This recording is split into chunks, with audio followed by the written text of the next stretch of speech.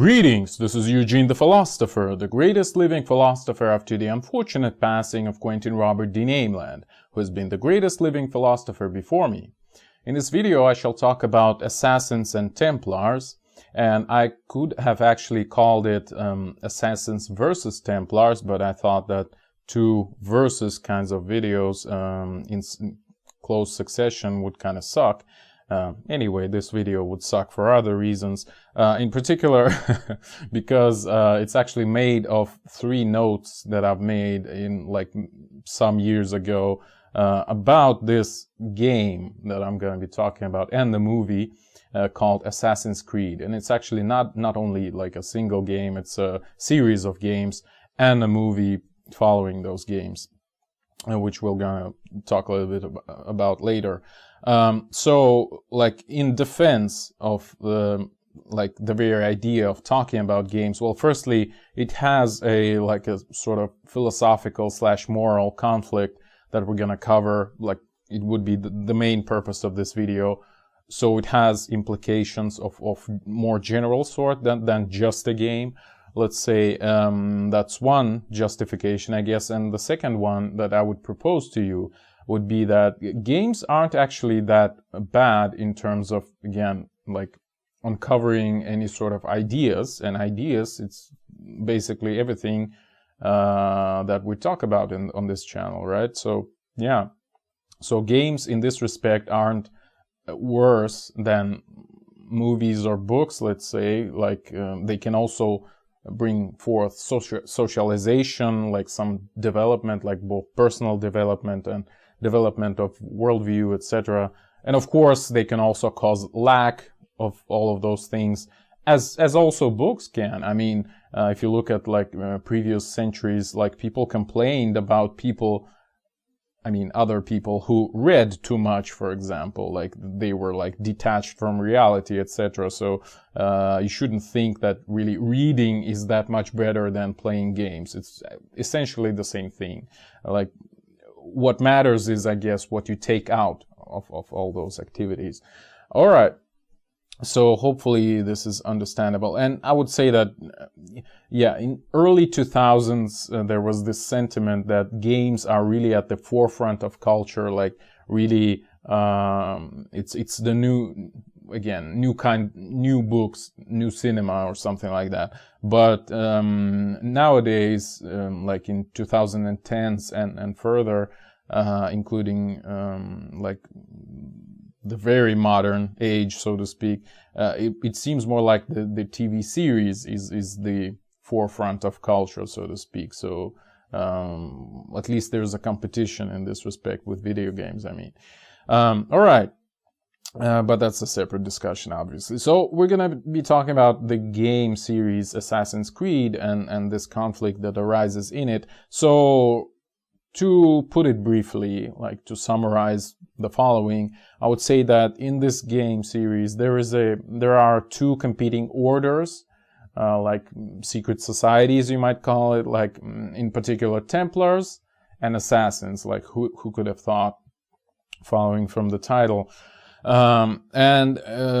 This conflict is, I mean, these names are really only formal because it is said in the series that it's actually the conflict has been there many years before Templars and Assassins arose, and it continues to the modern day pretty much. And in the games you also see the modern day, chronology as well. All right, so I'll just briefly describe the setting of the game so you would understand the premise of it. So we have a machine in modern days. I mean, we have a machine called Animus, which is designed and can do, like, it can extract, well, of course it's science fiction pretty much, but it can extract, according to the game, the memory from your ancestors, from literally your DNA and stuff. So you can sort of, by using this machine, you can relive the lives of your ancestors, or at least some important events from these lives, all right? And this is where the whole narrative kind of rotates around. So you enter the Animus and you relive the historical events. And so in this respect, in this regard, in this way, the game is able to bring forth its own conflict between Templars and Assassins into any point in history. And actually, like every title of this game series focuses on certain period of history and certain location, like the French Revolution, like the American Revolution, the Crusades, Renaissance Italy, etc. So it's a pretty interesting vehicle, I would say. It's actually a very, very strong one, I would say, to convey this idea of alternative history and to explore it interactively, right? Okay, so as well as, you know, bringing forth some mechanics, like when you die in your memory, it means you desynchronize, so you remembered incorrectly, you know, so that kind of justifies you loading the previous save, etc. So it's a pretty fancy stuff. All right, and so another instance of this alternative history embedded into the narrative, I've already mentioned it, which I think is a pretty cool thing, this Dark Skies TV series. There's only one season, but anyway, it's about aliens and how they impacted events in the 60s in the United States. So it's pretty cool. All right.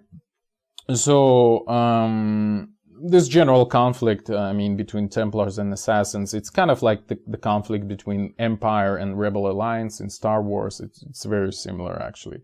And we'll see later why. But in general, I should note, and again, this video is made up of 3 different notes, so it's going to be a bit chaotic, and I apologize for that. But I should note here that this modern interest to Knights Templar is not only manifested in this particular game, but there's an arguably even more influential game from mid-90s, 1990s, called Broken Sword. Like Broken Sword, The Shadow of the Templars from 1996 was a really cool game, and like I enjoyed it a lot back in my day, so to speak, like 20 years ago. And there's many sequels to it, and they're also very cool. And arguably, again, Dan Brown, who some people, I would say correctly call Brain Down, with his Da Vinci Code from 2003, he actually was heavily inspired by Broken Sword game and their developments into this whole artifact, mysticism, Templar kind of thing, right? So it's all about that.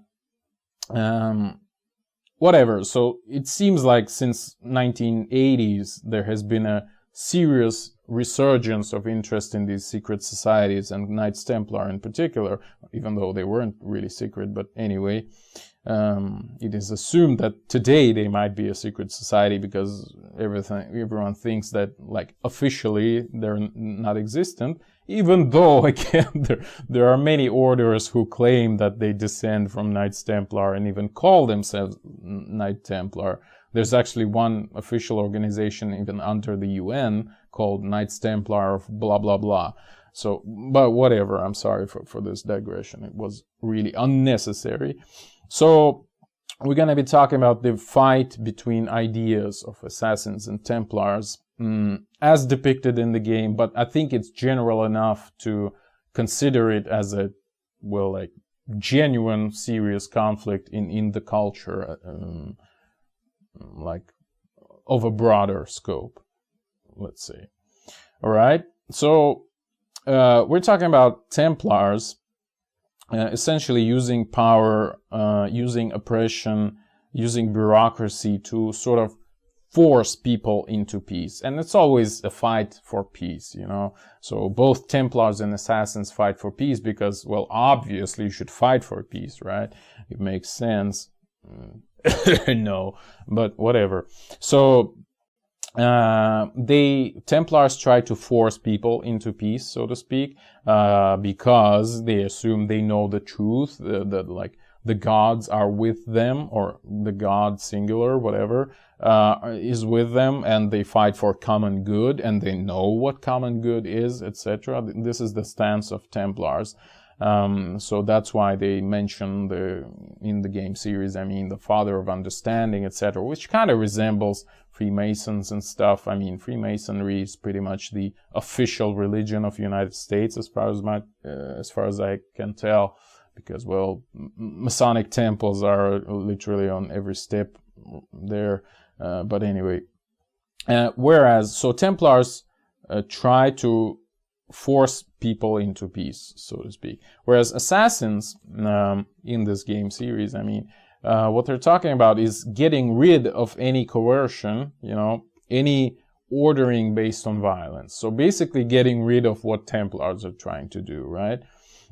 So their motto is like, nothing is true, everything is permitted, motto of assassins. So they claim that the world is an illusion, essentially, that like our laws are based not on some divine prophecies, but on reason. So they are made by ourselves, essentially, and that people shouldn't really be free in like the absolute sense of the word, but they should be wise. So they should construct their own lives themselves, right, without trying to appeal to any sort of divine authority, including Templars as a tool of divine authority, supposedly, right? So assassins say, well, no, Templars have no connection to the truth or divine, because there is no truth or divine, essentially. So we should be shepherds. It's almost a literal quote from the game. We should be the shepherds of our own, the architects of our own fate, essentially, and we should be responsible for our own failures and successes, essentially, right? So we should reap the consequences of our actions on our own, right? Not like being tools in somebody else's, being pawns in somebody else's game. All right. So this is the fundamental conflict. And so Templars are for some sort of rigid hierarchy. They're for this sort of vertical kind of thing, whereas assassins are about getting rid of hierarchies, right? About lessening their oppression, and again, impingement of chaos right here. Like the very name assassins is kind of funny, because some people derive it from like Asayuyun, like whatever. I don't speak Arabic, even though there actually is no Arabic language. I'm not sure if you're aware. There's like an official Arabic language on which all the newspapers are written and like official texts. But the Arabic world, like, there are so many dialects and they are so different that people from Egypt, for example, cannot understand people from Algeria. Like, it's a different Arabic language, even though their newspapers and whatever media operate on the same language, which is other than what people speak in Egypt and Algeria, and definitely Iraq and Syria. That's a third realm, so to speak. I don't remember why I mentioned it. Whatever. So, oh yeah, I was talking about the origins of the Assassins title. By the way, the word assassination and assassin, like in modern sense, comes from this order, supposedly, and not vice versa. So some people say it's derived from some quasi-Arabic word, which means like followers of faith or people of principle. Whereas other says, which is kind of indistinguishable in terms of pronunciation, or I guess very similar at least. So it's from the word hashish, like, weed, basically. So there is a kind of a sort of a urban legend or whatever that assassins came into being because they were following some deities or whatever rituals involving weed, essentially. So they are they were, how do you say it, I forgot the word, but anyway, so they used hashish in their rituals. So that's a second version of how it came into being, this title. So some people call them hashashin or something like that, but whatever. That was a digression anyways. So anyway, it was all made up in the 19th century, if you know what I mean. Like, I'm super skeptical about the whole history stuff, as you probably know. Returning to the point, so we observe here two types of morality, you can say. Like, one is the Templar morality, is that you can impose your will onto other people directly. And the other one, so pretty much there exists under this Templar type of morality two castes of people, you might say, two Varnas. There are Templars who can impose their will onto others, and there are others who are just like a dead thing, right? An object for Templars to be subject over, so to speak, right? So, and the subject and object dichotomy is pretty interesting here. I should remember, it's of course another digression, but I still think it's pretty cool.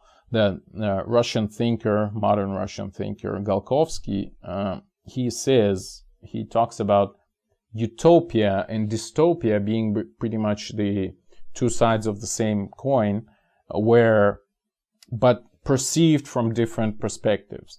Namely, you have a society built in a certain way, pretty much a Templar built society. So it's very organized, very hierarchized, whatever. Everything is regulated, etc. So Templar paradise.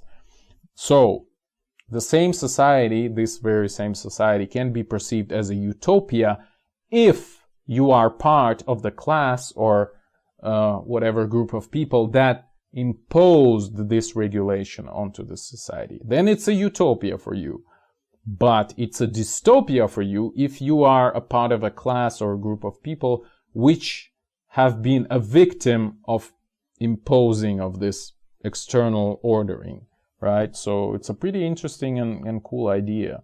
And Galkovsky also talks about the analogy between this thing, like the subject imposing laws onto people and the people suffering from the laws, where the subject, like the ruling class, is in a utopia in this case, and the people are in a dystopia.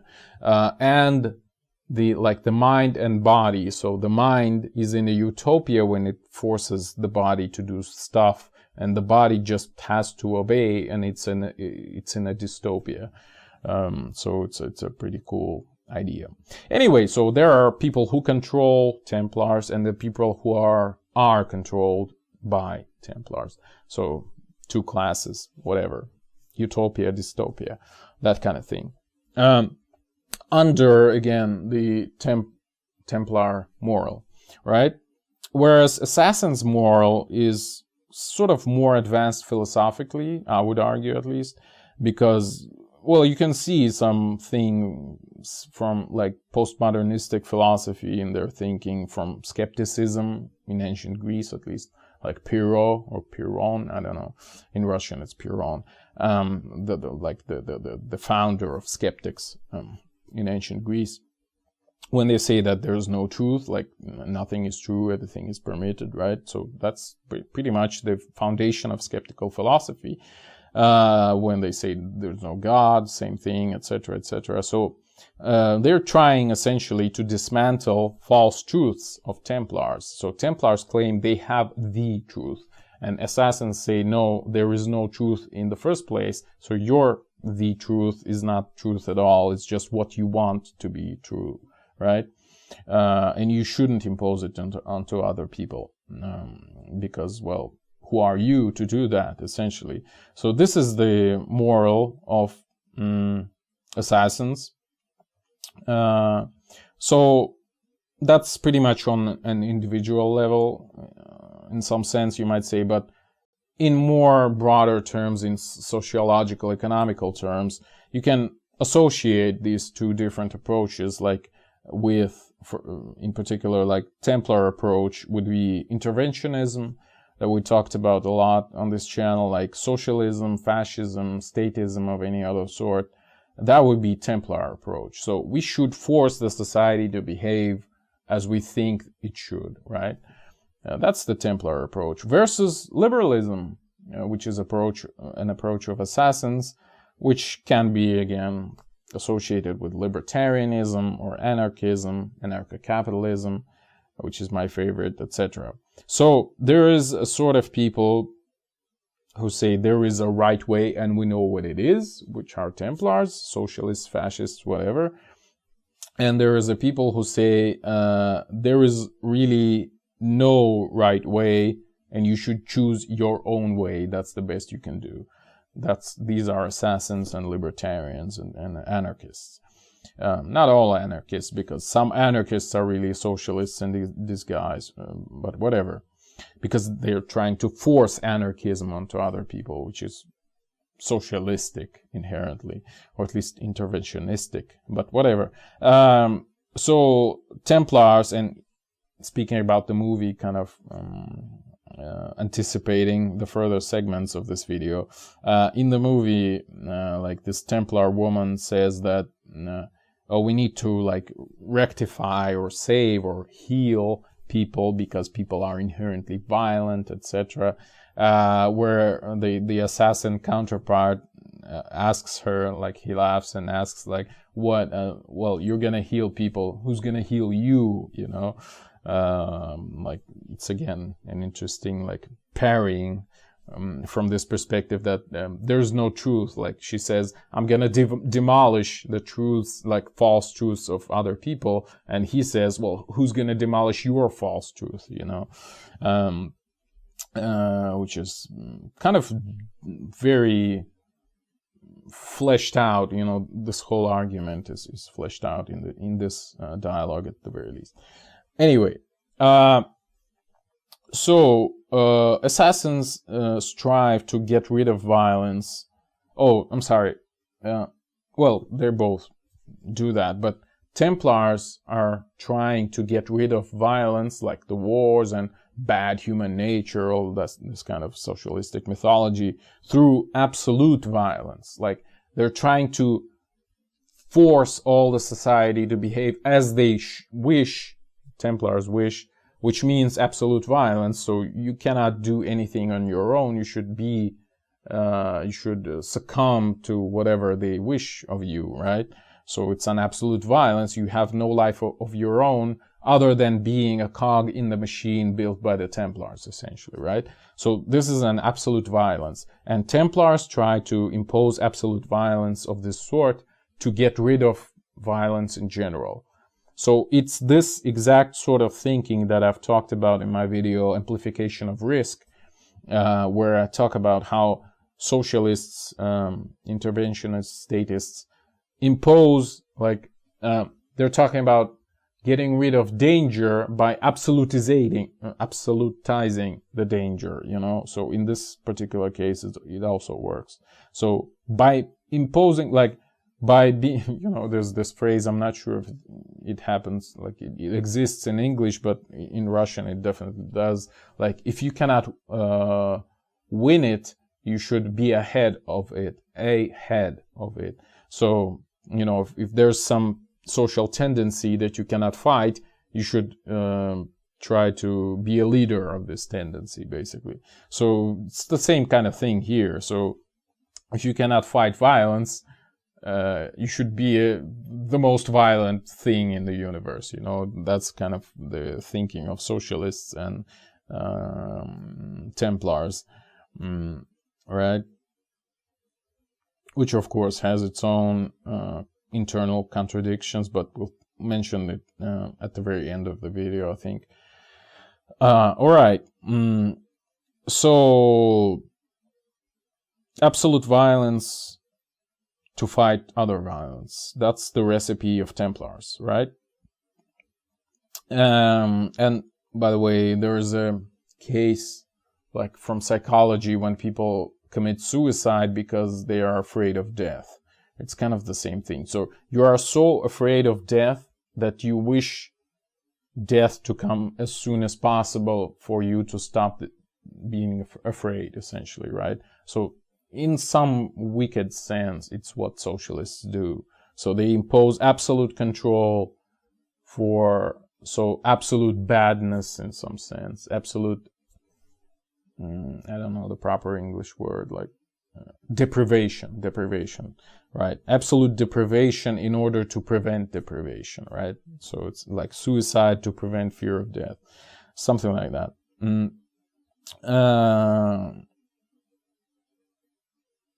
All right. And whereas assassins use violence only as a defense against this imposing of whatever, of coercion, oppression by Templars and whatever other agents there are. Only as a defense, you know. A Jedi only uses the Force for defense, never for attack, or whatever. Even though I wouldn't be a philosopher if I didn't mention that one might argue, and I would agree, that Templars in their own, you know, set of values can say that we actually also use it for defense. Like, we prevent, again, some violence, wars, and whatever, bloodshed, by imposing this preventive violence, so to speak, you know. So, yeah, it kind of makes sense in this regard. So we're protecting you from possible risks by preventing you from ending up in the situation characterized by those risks, or at least, you know, having those risks in the first place. All right, whatever. So kind of getting into a broader scope of things, perhaps one might say there might be some sort of a dynamic equilibrium, again, in a broader scheme of things. And what I mean by dynamic equilibrium is in demand on those two types of ideas, right? So I'm kind of remembering this, you know, this famous quote, like, hard times create strong men, strong men create good times create weak men create hard times, something like that. So it's sort of a cycle, and it's, well, this cycle is sort of a depiction of this dynamic equilibrium. Like, if there's too much freedom, there's too much chaos, so Templar ideas become more powerful. Like, people say, well, perhaps we need to rectify this somehow, so let us have a more rigid hierarchy, etc. Whereas when there is a very rigid hierarchy and Templars are in power, whatever, Templars of course in quotation marks, then the opposite ideas prevail. Like, maybe we should have more freedom, maybe we shouldn't focus on this coercion that much, maybe we should have more leeway, etc., more slack, as the British people say, whatever.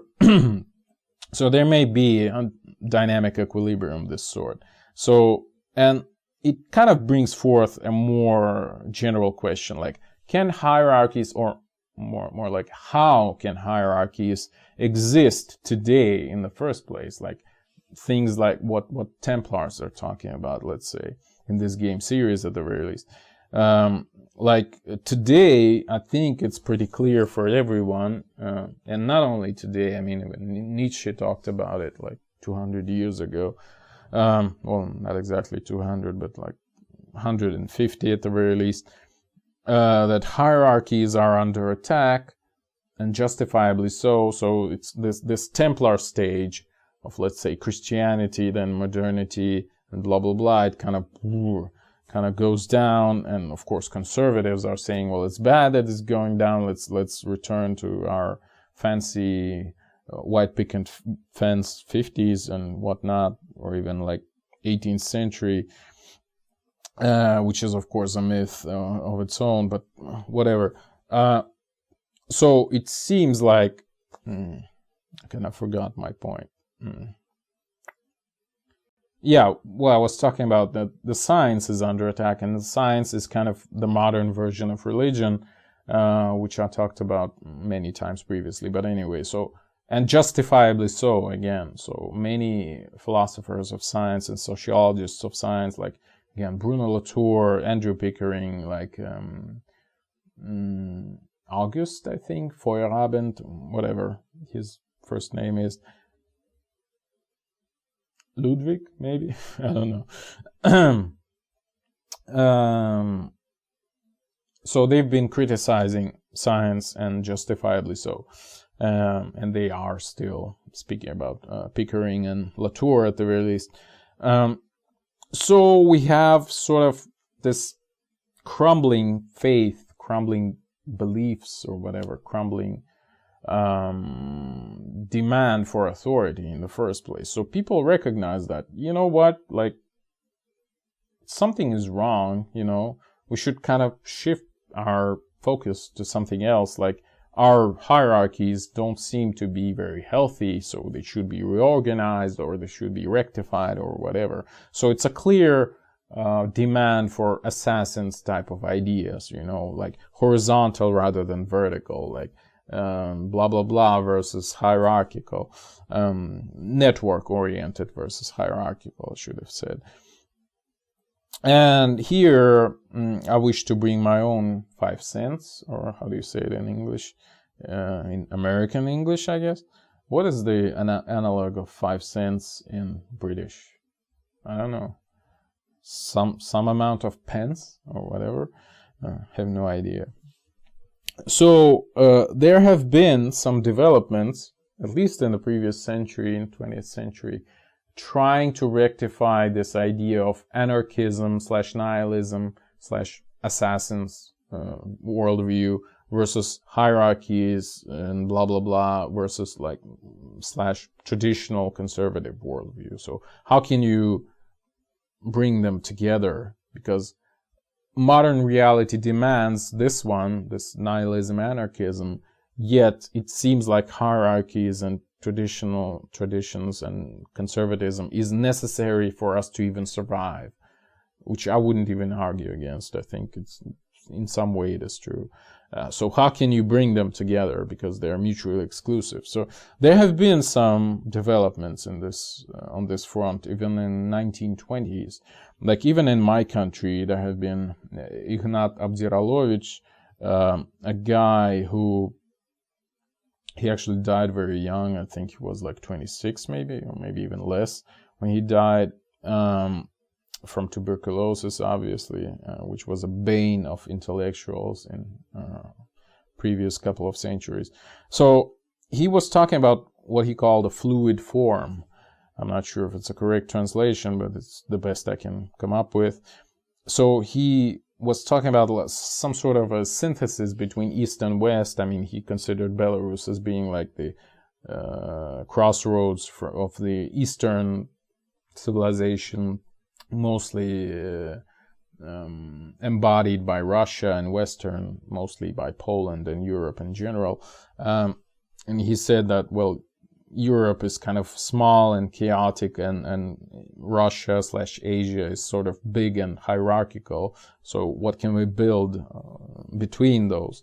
So he talked about the fluid form, exactly that, like a hybrid between a hierarchy, which is a form, and the chaos, like, you know, assassins type of thing, which is Europe, like, which is this mutability, so to speak. So fluid form, it's a form, but it's fluid, so it kind of changes, even though it has a shape. Even though it's hierarchical, it's still sort of horizontal. So something like that. But it was obviously only some sort of intuitive attempt at grasping those things. Whereas I would say, and this is my, even though it's also very intuitive, I would say that we can sort of bridge this gap through what I would call voluntary subordination. So it's subordination, so it's a hierarchy, it's a structure, it's an ordering, so it's a Templar kind of thing, but it's voluntary, so it's what you choose yourself, not what's not imposed on you by Templars. So what you choose is an assassin kind of thing. So voluntary subordination is when you join the hierarchy off or on your own volition, and therefore both parties are satisfied. Well, of course, not quite, but again, in any sort of discussion, any sort of diplomacy, you have to sacrifice something. And I think it's good enough for both parties where by parties I don't mean particular people, I mean those realms of ideas which actually exist in any human being, both of those, right? Depends on which one. It's kind of this Native American saying, like, there are two wolves in a person, you know, a good wolf and a bad wolf, and who wins depends on which one you feed, right? You feed a good wolf, it wins the bad one. You feed the bad one, it wins the good one, etc. Defeats, I mean. But whatever, I think voluntary cooperation, voluntary subordination is sort of a way to go. It's, in my opinion, even though it's, again, very vague, but I think it's a recipe for new hierarchies, new healthy ones, I mean. But of course, and I talked about this in other terms in my video, Hegemony of Art. Yeah, you might look it up on my channel. Of course, it sort of brings forth other questions. Like, you might ask, well, what is voluntary? How can you confirm that this particular person or subject of any other sort actually voluntarily joined this hierarchy other than whatever? You know, even in BDSM community, they have stop words for this. Like, when, you know, people like scream from pain from these BDSM acts, well, they're in pain actually, but they kind of voluntarily are in pain, right? So they have stop words, so they can say, well, okay, that's enough, like, I'm out of here, right? So can you have a stop word in this respect, so that you would know, okay, well, this is not voluntary, definitely. Can it be faked in some way, etc.? So those are very difficult questions. Again, speaking about rape, like in modern culture, of course, it's very important in modern, like, super sick SJW culture. Like, how can you confirm that a person was raped other than there was a consensual act, right, of sex? Like, you can't really. I mean, the only tool we have is, like, basically self-report. Like, if person says, well, I didn't agree to that, well, it means it was a rape. Well, if person says, well, I did agree to that, it wasn't, right? So in any arbitrary sex act, you might say, I didn't agree to that, I was under the influence of whatever. It means you were raped, right? And by the way, in modern SJW community, only women can say that, of course. Men cannot. Even though, oh, okay, whatever. No, I don't even want to talk about this. So the question still remains, like, how can you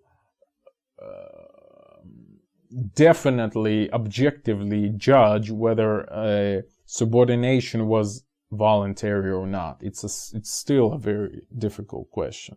And again, in my video, 2 Problems of Libertarianism, I talked about that with regards to children. Like, can children really be a subject of law in the first place? Like, they are not subjects. They cannot really agree or disagree. They cannot consent and whatnot. What if the child consents, though, as libertarians say? Whatever. So hopefully you can see the problem. Like, where is the subject? Like, this clear, perfect realm, idealistic subject of libertarianism. It doesn't really exist. So I, as a libertarian, in fact, like a very radical one, I admit that. Like, it's a very serious problem. But it's a problem of philosophy of modernity. It's not a problem of libertarianism per se. So philosophy of modernity sucks, but it's the only one that we have in our political realm today. Yet, in this philosophy, libertarianism is the best, in my opinion. So even though the whole thing sucks, I choose the only thing that still remains, or at least the best thing, even though the whole thing kind of sinks, you know. On this sinking Titanic, I choose the best, most luxurious room, so to speak. Right? Even though it's gonna sink, all of it, at least I'm gonna be in the best room. This is kind of the situation I'm in. Whereas socialists, they're in this, you know, shitty, under the deck, whatever, the very bottom, basically. All right.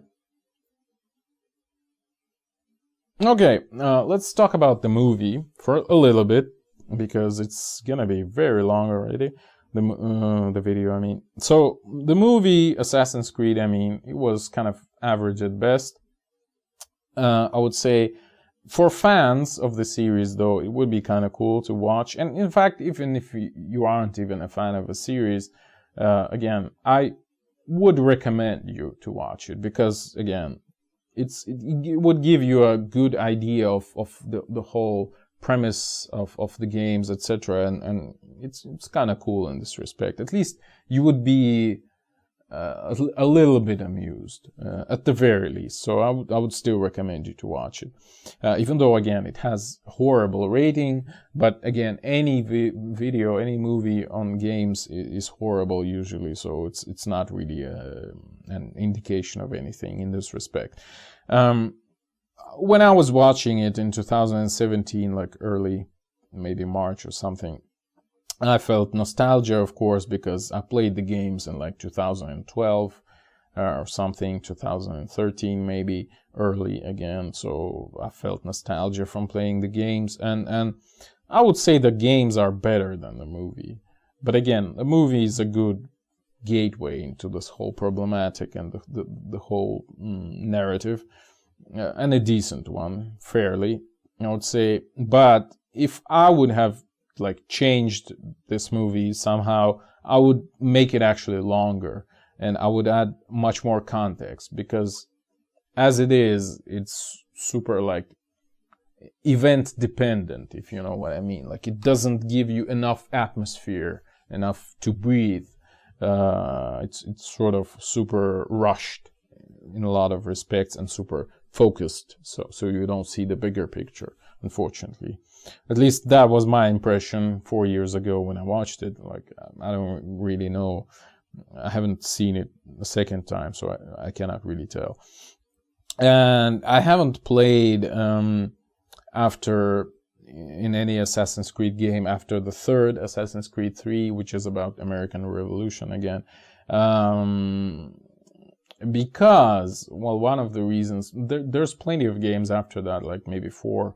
One is about the pirates in the Caribbean, the other is about the French Revolution, the other is about like industrialization in England, Syndicate, and there's another one about ancient Egypt, like Ptolemaic Egypt, and there's another one about ancient Greece, so a whole bunch of them.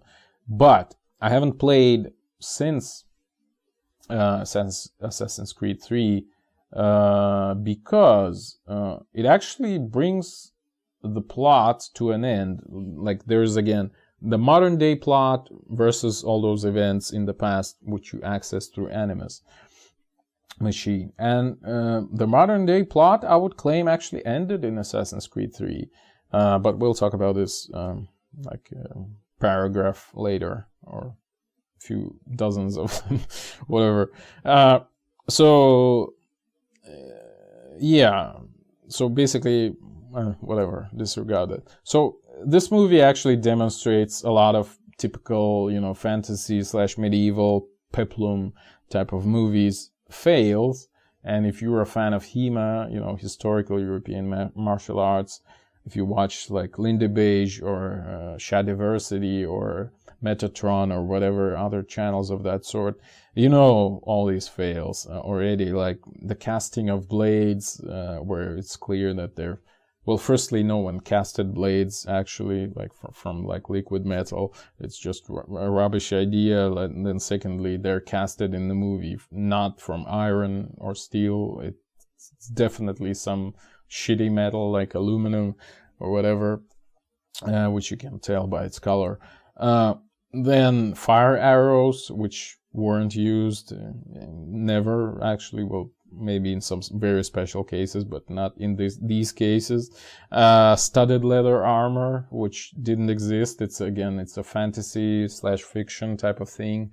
Dungeons and Dragons kind of thing, because in Dungeons and Dragons system, roleplay system, people needed something between simple leather armor and chainmail, so they invented studded leather armor, which is again a horse shit. Like, people used gambesons, for example, in real medieval times, but whatever. And actually there was a guy killed, I remember this pretty clearly, like the guy was just killed, like somebody pierced him with a sword or a dagger or whatever, right through this studded leather armor. And this was perfect. Like, this is exactly what should happen with people who think that studded leather armor exists and maybe even dare to use it. And then there are boots on heels, whereas again it's the late 15th century in the movie, whereas heels only appeared in early 17th century, so more than 100 years later. And by the way, people actually walked differently like in medieval times because of that, because heels didn't exist. So like, if you imagine like this is a leg, like this is a leg and this is a foot, so we have heel here, right? So today we kind of walk, if this is a ground, we'll kind of walk like that, up, up, something like that, right? So the heel first and then toes, right? Whereas before heels appeared, so a heel is basically a thick kind of thing, a solid kind of thing. So before heels appeared, people actually walked toes first, well, something like that, you know. Well, in order to, you know, kind of probe the surface first and then step on it, you know, it kind of makes sense. And it's actually a very, very, very different type of walk. Like, if you try to walk like that for like, I don't know, 100 meters, you would feel like it's actually very tiring because you're not used to it, you know. A whole bunch of other muscles are involved. Whatever. Yeah, torches inside buildings, another stamp from these peplum types of movies, which is, jokingly, I would add, probably the reason they have such horrible smog above their city, which is Granada, I think. Or is Granada a province and not a city? Seville, then, maybe? I don't know. I kind of suck. Somewhere in southern Spain. Granada, I'm falling under your spell. Whatever. Back scabbards, again. Whoosh, which was not a thing, because actually you cannot pull the sword out of a back scabbard.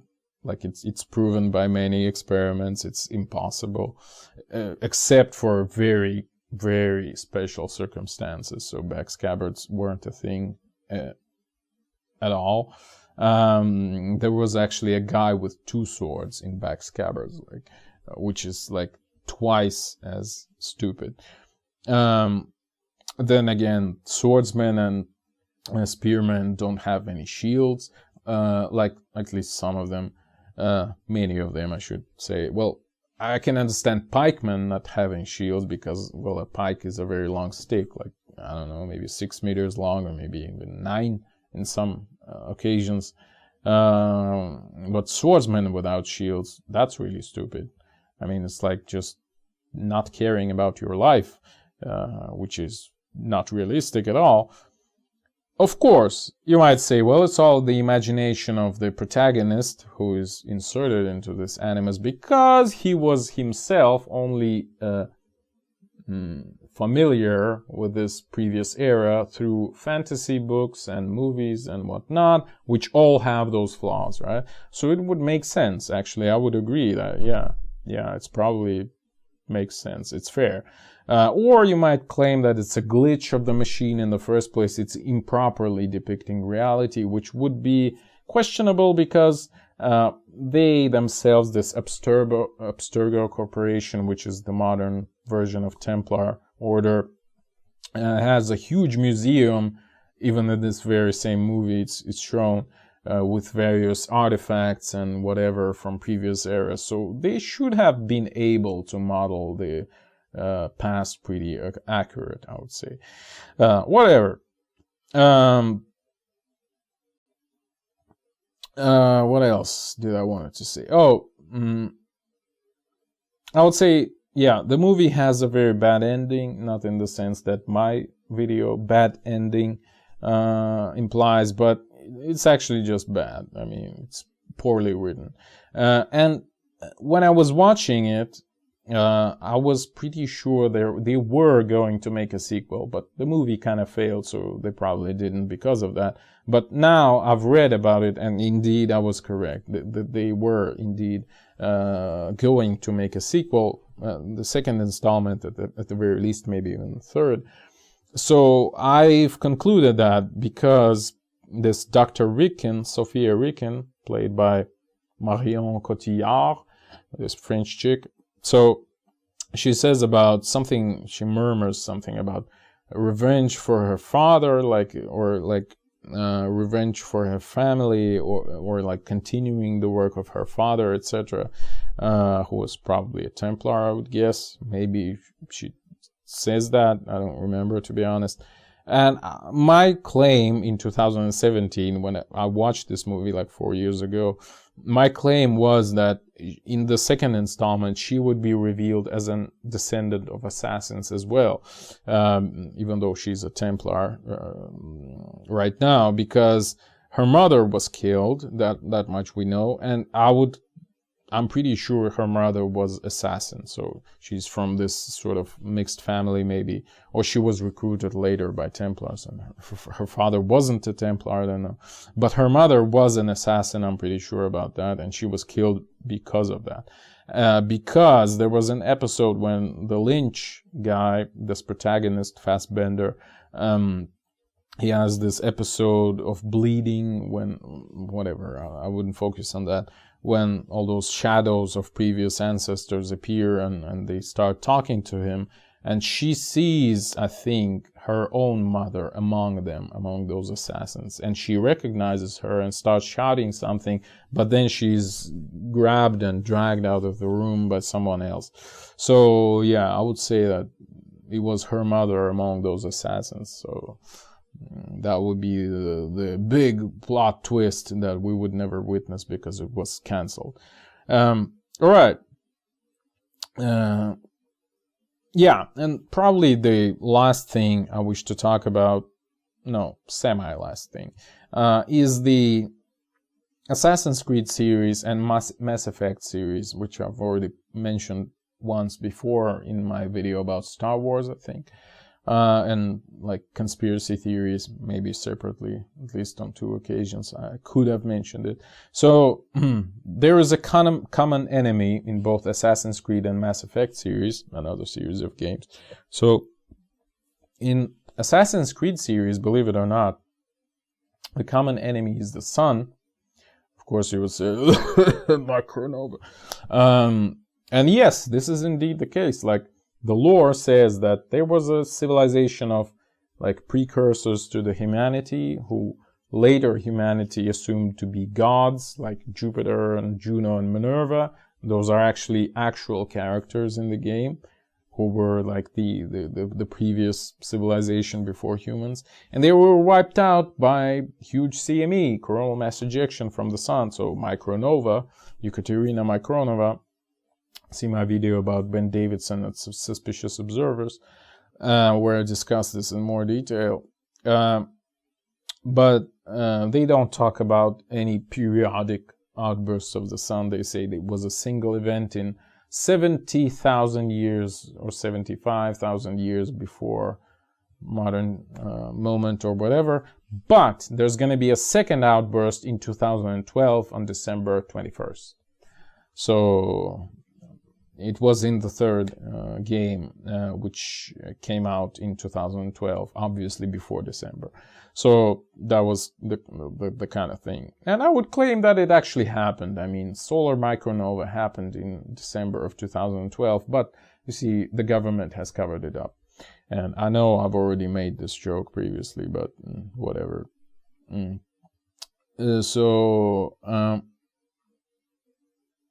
And in Mass Effect series, there are Reapers, those half biological, half synthetic creatures, which are the common enemy. So, why do I talk about the common enemy? Well, like around which everything revolves, right? It's because, well, in particular, what Nietzsche said, and I'm kind of paraphrasing, even though you can find it in Thus Spake Zarathustra. There's about 1,001 goals or something like that. It's in the part 1 of the book. So he says that there were previously 1,000 peoples and 1,000 goals associated with those peoples, right? Corresponding to those peoples. Now there is kind of one people, like humanity, but there is no goal, he claims. So, is there a humanity in the first place if it doesn't have any goal?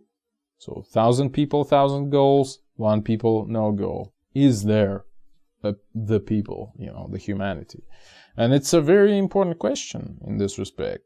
And I believe that this negative realization of a common goal, which is the fight against this common enemy, the enemy of all humanity, right, represented by the solar outburst, or in Assassin's Creed, or Reapers in Mass Effect. In Mass Effect, it's actually not only humanity, but all the other sentient species in the galaxy, in Star Control 3 also, but whatever. So it's the fight against this common enemy, this rally around the flag effect. So it's an attempt at negatively formulating the goal. We as a humanity or whatever collective are the ones that fight this thing.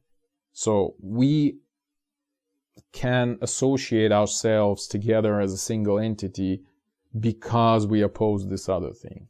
So it's this negative kind of pushing away from type of unification, right? So it can bring forth solidarity, definitely. So it's not a positive but negative, yet still it's an attempt at arriving at some goal.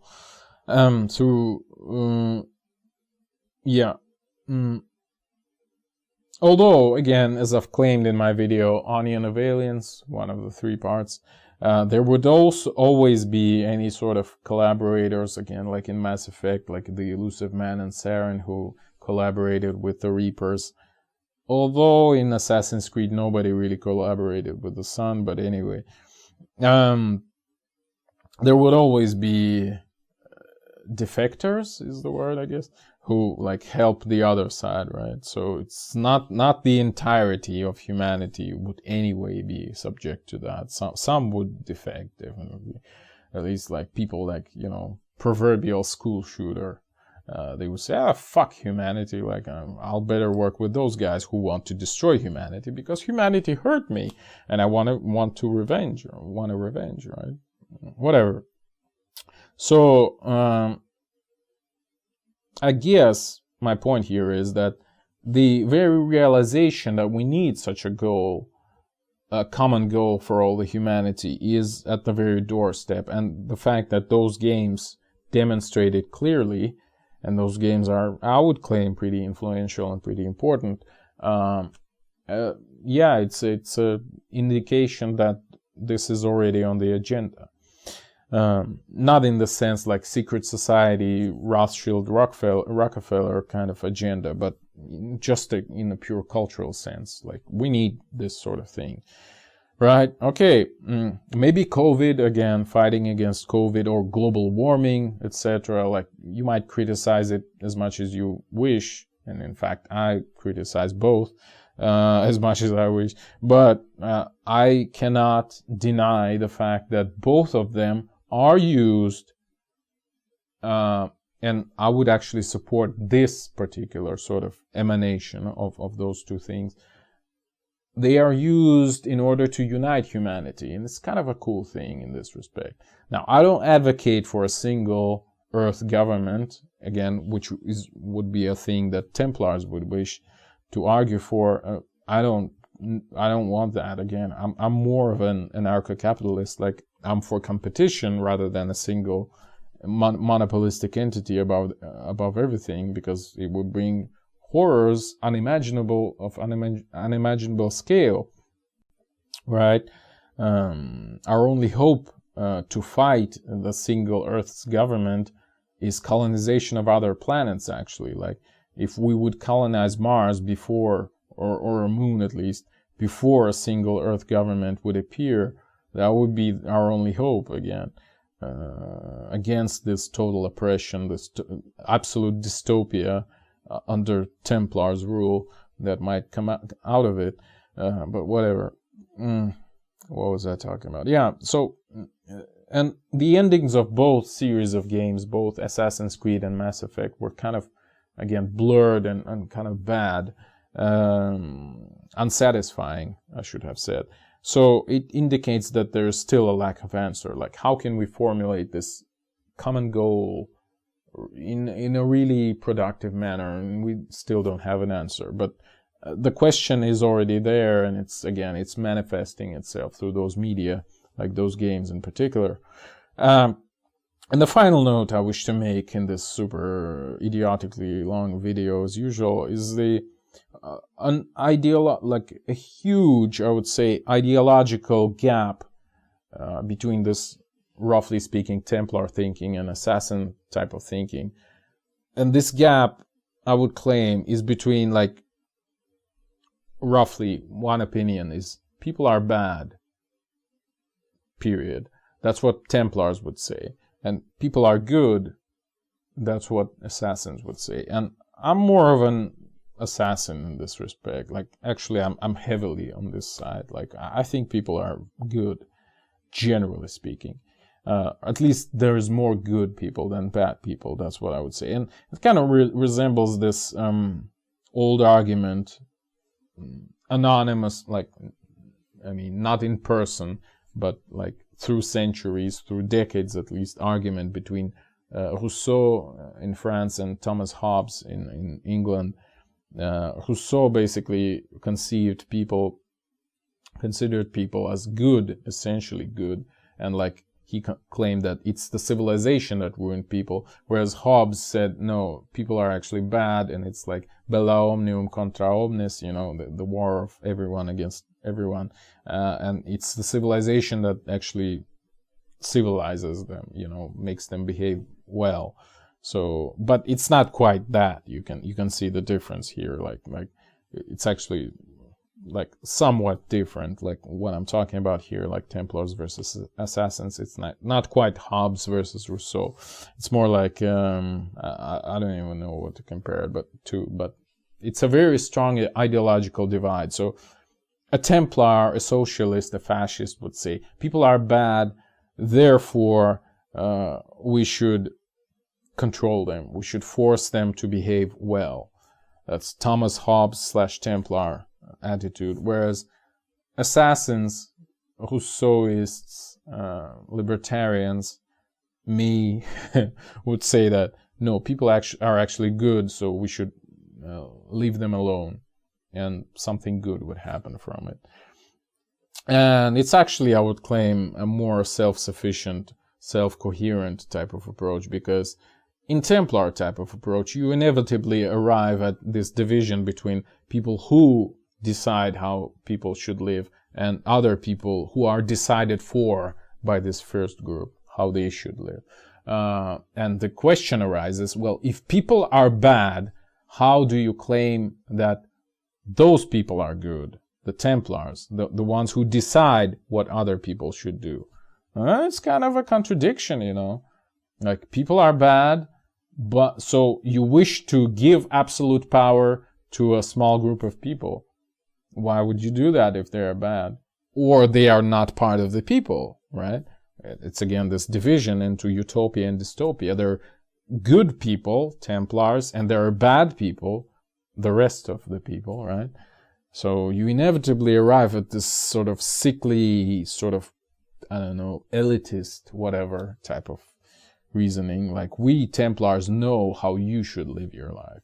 Whereas assassins say, I don't know shit about your life. Like, I don't know how you should live it. I don't even know probably how to live my own life. Like, we're all like just stumbling through chaos. So, and this is my attitude at least.